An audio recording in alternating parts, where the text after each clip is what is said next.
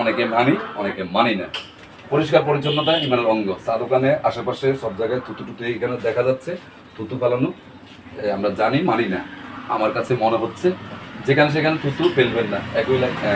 তারপরে রাজনৈতিক, এটা সবচেয়ে বেশি হয়, এইটা সবচেয়ে বেশি আলাপ আলোচনা হয় চা দোকানে। এটা আমরা সারা বাংলাদেশে সারা এই এই লেখাটা আমরা মানি না।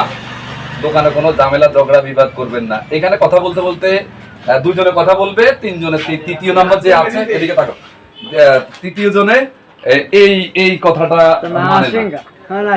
দোকানে দোকানে কোনো ঝগড়া বিবাদ করবেন না, দোকানে কোনো ঝামেলা ঝগড়া বিবাদ, এটা আমরা জানি, মানি না। এটা আমাদের সবচেয়ে বেশি হয়।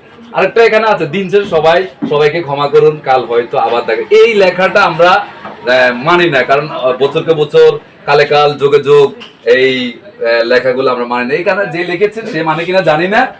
আমার মন থেকে মনে হচ্ছে এই কথাগুলো আমরা জানি, মানি না।